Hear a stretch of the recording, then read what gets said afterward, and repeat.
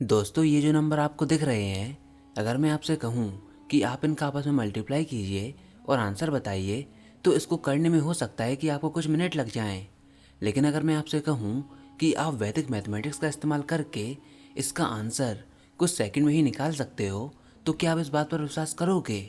जी हाँ, ऐसी ट्रिक्स होती हैं जिससे आपके लिए कैलकुलेशन मात्र कुछ सेकंड्स में ही हो जाती है। जैसे अगर मैं आपसे बोलता हूँ कि 98 का स्क्वायर फाइंड कीजिए, तो आपको इसको नॉर्मल तरीके से करने में थोड़ा टाइम लगेगा, लेकिन वैदिक मैथमेटिक्स के तरीके से ये कैलकुलेशन मात्र कुछ सेकंड में ही हो जाएगी और इसका आंसर होगा 9604। ऐसे ही 99 का स्क्वायर 9801, 96 का स्क्वायर 9216 और इसी तरह से आपको वैदिक मैथमेटिक्स में कई सारी ट्रिक्स मिल जाएंगी। तो चलिए, आज मैं आपको वैदिक मैथमेटिक्स के इस अमेजिंग एडवेंचर पर लेकर चलूँगा और साथ ही साथ आज हम ये भी जानेंगे कि इसके पीछे कितनी सारी गलतफहमियाँ जुड़ी हुई हैं। तो चलिए शुरू करते हैं। आज के समय में हमको हमारे स्कूल्स, कॉलेजेस और कई सारी जगहों पर कई सारी कैलकुलेशन टेक्निक्स देखने को मिलती हैं वैदिक मैथमेटिक्स के नाम पर, जिसमें से कई सारी टेक्निक्स कैलकुलेशन, मल्टीप्लिकेशन इन पर आधारित होती हैं और वो सारी ट्रिक्स और कैलकुलेशन का ओरिजिन हमारी वैदिक मैथमेटिक्स को बताया जाता है। इसी में से एक सबसे ज़रूरी किताब जिसको ईयर 1960 में पब्लिश किया गया था, जगतगुरु स्वामी भारतीय कृष्ण तीर्थ जी महाराज के द्वारा। इसके अंदर 16 मैथमेटिकल फॉर्मूलेज या फिर सूत्र लिखे गए हैं, जैसा कि आप इस इमेज में देख सकते हो। चलिए, इसी में से मैं आपको एक एग्जांपल देता हूँ। तो पहले सूत्र को देखिए, एकाधिकना पूर्वेना। मतलब अगर आपको 75 का स्क्वायर फाइंड करना हो तो इस बुक में बताए गए वैदिक मैथमेटिक्स के स्टेप को फॉलो कीजिए। तो जैसा कि आपको 75 का स्क्वायर फाइंड करना है, तो सबसे पहले 7 में 1 को ऐड कर दीजिए तो 8, और फिर 7 और 8 का आपस में मल्टीप्लाई कर दीजिए और मल्टीप्लाई करने के बाद उसके आगे 5 के स्क्वायर यानी कि 25 को लिख दीजिए और आपको आंसर मिल जाएगा। यानी कि 7 इंटू 8 इक्वल टू 56 और 25, तो आंसर क्या होगा 5625। ऐसे ही आप 45 का स्क्वायर भी फाइंड कर सकते हो और उसका स्क्वायर क्या होगा 2025। ऐसे ही 35 का स्क्वायर क्या होगा 1225। ऐसे ही आप 85 का भी स्क्वायर कर सकते हो। ऐसे ही चलिए, मैं आपको एक और ट्रिक बताता हूँ। जैसे कि आपको 98 का स्क्वायर फाइंड करना हो, तो आप क्या कीजिए कि 100 में से 98 को माइनस कर दीजिए और काउंट कीजिए कि उनके बीच में कितना डिफरेंस है। तो 100 माइनस 98 यानी कि 2 का डिफरेंस। तो अब 98 में भी 2 को माइनस कर दीजिए और 2 के स्क्वायर को पुट कर दीजिए, तो 96 एंड 04। तो 98 का स्क्वायर क्या हुआ 9604। ऐसे ही 96 का स्क्वायर क्या होगा, तो 100 में से 96 को माइनस कर दीजिए यानी कि 4 का डिफरेंस। अब 96 में से भी 4 को और माइनस कर दीजिए यानी कि 92 और 4 के स्क्वायर को पुट कर दीजिए, तो आंसर क्या होगा 9216। ऐसे ही 94 का स्क्वायर क्या होगा 8836। देखिए कितना आसान और उतना ही फास्ट है इनको करना। लेकिन ज़रा रुकिए, ये जो ट्रिक्स होती हैं वो सभी नंबर्स पर वर्क नहीं करती। लाइक 26 पर नहीं करती, 32 पर नहीं करती, 47 पर नहीं करती, 81 पर नहीं करती। इन सबको पता करने के लिए आपको अलग अलग मेथड्स और अलग अलग ट्रिक्स को याद करना पड़ेगा। मतलब इनडायरेक्टली ये ट्रिक्स आपके काम को और बढ़ा रही हैं। हर एक नंबर लाइन के लिए आपको नई ट्रिक याद करनी पड़ रही है और इनडायरेक्टली इससे आपका बर्डन भी बढ़ रहा है। और इसी तरह की कई सारी ट्रिक्स आपको आज बच्चों की स्कूल्स की बुक में भी मिल जाएंगी। लेकिन सबसे ज़रूरी बात, ये ट्रिक्स बच्चों को मल्टीप्लिकेशन प्रोसेस नहीं सिखाती, बल्कि इससे उनका काम और ज़्यादा बढ़ जाता है। और जब बड़े बड़े नंबर्स की बात होती है तो हम लोग इनको डायरेक्टली अप्लाई भी नहीं कर सकते। वैदिक मैथमेटिक्स के ये 16 सूत्र जिसको आप अपनी स्क्रीन पर देख रहे हो, इसमें से हर एक सूत्र आपको एक नई टेक्निक, एक नई ट्रिक बताता है। अगर आप चाहोगे तो इन सूत्रों पर मैं एक वीडियो अलग से बना दूंगा जिसमें हर एक फॉर्मूले को इस्तेमाल करना आप सीख जाओगे। चलिए, अब हम यहाँ से प्लॉट को ट्विस्ट करते हैं।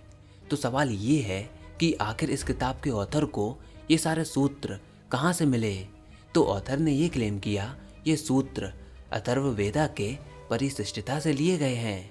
इनफैक्ट उन्होंने ये भी क्लेम किया कि ये सूत्र मैथमेटिक्स के हर एक ब्रांच में भी एप्लीकेबल हैं।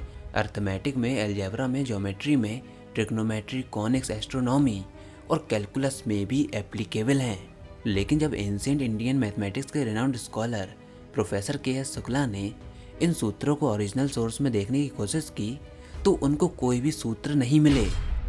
और फिर जब वो 1950 में ऑथर से मिले और जब उन्होंने अथर्ववेदा के परिशिष्टता के बारे में पूछा कि वो सूत्र, वो फॉर्मूले उनको कहाँ से मिले, तो ऑथर ने ये कहा कि ये सूत्र उनके खुद के परिशिष्टता में मौजूद हैं, उनकी खुद की अथर्ववेदा में मौजूद हैं, ना कि किसी और में। तो यहाँ से ये बात साबित होती है कि ऑथर ने ये फॉर्मूले खुद ही फॉर्म किए हैं। IIT बॉम्बे के प्रोफेसर S.G. डानी और national board of higher mathematics के चेयरमैन ने यह लिखा है कि स्वामी जी की बुक का कंटेंट और हमारी एंशिएंट वैदिक मैथमेटिक्स के कंटेंट में प्रैक्टिकली कुछ भी कॉमन नहीं है। स्वामी जी ने जस्ट संस्कृत के फ्रेजेस को अर्थमेटिक के संग जोड़ने की कोशिश की है।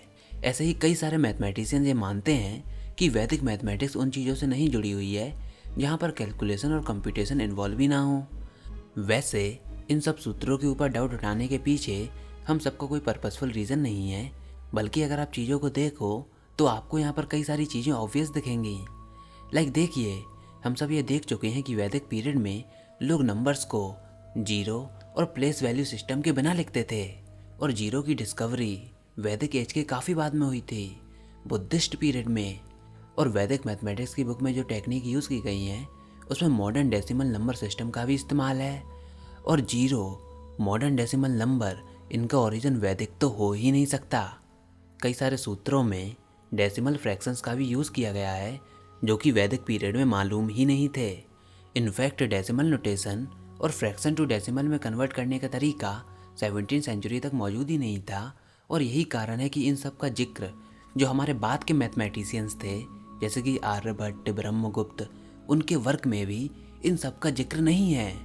और इन सब चीज़ों से ये बात क्लियर होती है कि कई बार इस चीज़ का एडवांटेज उठाया जाता है कि एवरेज इंडियन कुछ भी जो संस्कृत में लिखा हुआ हो उसको वैदिक समझने लगते हैं। जिस तरह लैटिन पूरे यूरोप में बाकी की मॉडर्न लैंग्वेजेस जैसे कि इंग्लिश, जर्मन के डिस्कवर होने से पहले एक कॉमन लैंग्वेज की तरह यूज़ की जाती थी, उसी तरह संस्कृत भी एंशिएंट से लेकर मेडिवल पीरियड तक एक कॉमन लैंग्वेज थी।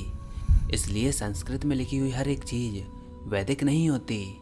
और सबसे बड़ी बात यह है कि वैदिक मैथमेटिक्स की उन किताबों में ज़्यादातर कंटेंट एंशिएंट लिटरेचर का नहीं होता, बल्कि वो मॉडर्न राइटर्स के क्रिएशन का नतीजा है जिनको बस संस्कृत में लिखा गया है। लाइक कभी कभी पूरे के पूरे मॉडर्न समय में लिखे गए टेक्स्ट को, कंटेंट को एंशिएंट लिटरेचर में इंट्रोड्यूस किया जाता है और उनको श्लोक के फॉर्म में इंट्रोड्यूस किया जाता है कि सामने सुनने वाले को ऐसा फील हो जाए कि वाकई ये वैदिक काल के लोगों ने इन्वेंट किया है। और कभी कभी ऐसा भी होता है जिसमें खाली एक श्लोक से अलग अलग मीनिंग निकाली जा सकती हैं। खैर, इस पर बात हम किसी और वीडियो में करेंगे, लेकिन जो टेक्निक्स वैदिक मैथमेटिक्स की बुक में दी गई हैं उनको आप एक शॉर्टकट की तरह कह सकते हो, जो कि आपके लिए कैलकुलेशन को कुछ हद तक आसान बना सकती हैं। लेकिन एट दी एंड आप ये रियलाइज़ करोगे कि आपको नॉर्मल मेथड से ही अपनी कैलकुलेशन को प्रोसीड करना होगा।